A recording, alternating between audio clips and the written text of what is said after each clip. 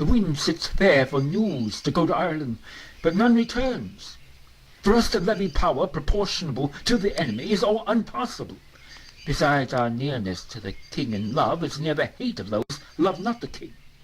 And that's the wavering commons, for their love lies in their purses, and whoso empties them by so much fills their hearts with deadly hate, wherein the king stands generally condemned.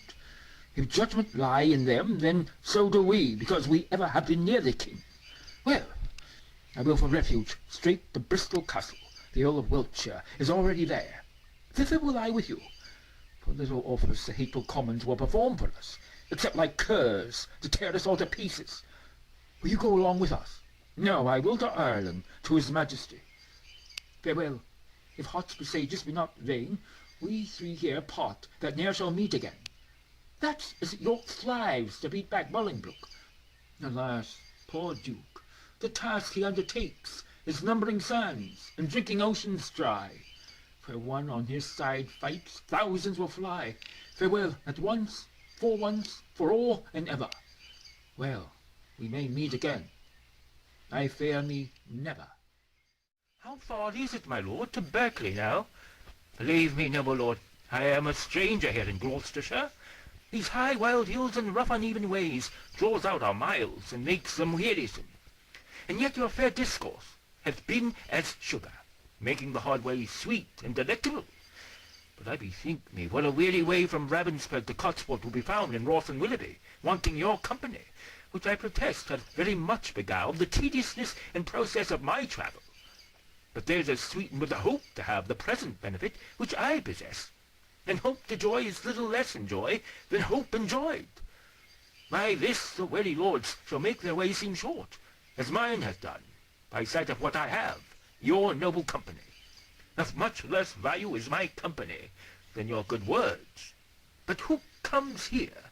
It is my son, young Harry Percy, sent from my brother Worcester, whencesoever. Harry, how fares your uncle? I had thought, my lord, to have learned his health of you. Why, is he not with the Queen? No, my good lord, he hath forsook the court, broken the staff of office, and dispersed the household of the king. What was his reason? He was not so resolved when last we spake together, because your lordship was proclaimed traitor. But he, my lord, is gone to Ravensburg to offer service to the Duke of Hereford, and sent me over by Berkeley to discover what power the Duke of York had levied there, then with directions to repair to Ravensburg. Have you forgot the Duke of Hereford, boy? No, my good lord, for that is not forgot, which yet I did remember. To my knowledge, I never in my life did look on him. Then learn to know him now. This is the Duke, my gracious lord. I tender you my service, such as it is being tender, raw, and young, which elder days shall ripen and confirm to more approved service and desert. I thank thee, gentle Percy, and be sure I count myself in nothing else so happy as in a soul remembering my good friends. And as my fortune ripens with thy love, it shall be still thy true love's recompense. My heart this covenant makes. How far is it to Berkeley? And what stir keeps good old York there with his men of war? For there stands the castle by yon tuft of trees, manned with 300 men, as I have heard, and in it are the lords of York, Berkeley, and Seymour, none else of name and noble estimate. Here come the lords of Ross and Willoughby, bloody with spurring, fiery red with haste. Welcome, my lords. I wot your love pursues a banished traitor. All my treasury is yet but unfelt thanks, which more enriched shall be your love and labour's recompense. Your presence makes us rich, most noble lord, and far surmount our labour to attain it. Evermore thanks the exchequer of the poor, which till my infant fortune comes to years, stands for my bounty. But who comes here? My gracious uncle. Tut, tut. Grace me no grace, nor uncle me no uncle. I am no traitor's uncle. And that word grace in an ungracious mouth is but profane. Why are those banished and forbidden legs dead once to touch the dust of England's ground? But then more why? Why have they dared to march so many miles upon her peaceful bosom, frighting her pale-faced villages with war and ostentation of despised arms? Comest thou because the anointed king is hence? Why, foolish boy, the king is left behind, and in my loyal bosom lies his power. Were I but now the lord of such hot youth as when brave Gaunt, thy father, and myself rescued the Black Prince, that young maws of men, from forth the ranks of many thousand French, oh, then how quickly should this arm of mine, now prisoner of the palsy, chastise thee, and minister correction to thy fault. My gracious uncle, let me know my fault, and what condition stands it, and wherein. Even in condition of the worst degree, in gross rebellion and detested treason, thou art a banished man. And here art come before the expiration of thy time, in braving arms against thy sovereign. As I was banished hereward. But as I come for Lancaster. And noble uncle, I beseech your grace to look on my wrongs with an indifferent eye. You are my father, for methinks in you I see old Gaunt alive. Oh, then, my father, will you permit that I shall stand condemned a wandering vagabond, my rights and royalties plucked from my arms perforce, and given away to upstart unthrifts? Wherefore was I born? If that my cousin king be king of England, it must be granted I am Duke of Lancaster. You have a son, O'Murray, my noble cousin. Had you first died, and he been thus trod down, he should have found his uncle Gaunt a father, to rouse his wrongs and chase them to the bay. I am denied to sue my livery here, and yet my letters patents give me leave. My father's goods are all distrained and sold, and these and all are all amiss employed. What would you have me do? I am a subject, and I challenge law. Attorneys are denied me, and therefore personally I lay my claim to my inheritance of free descent. The noble Duke hath been too much abused. It stands your grace upon to do him right. Base men by his endowments are made great.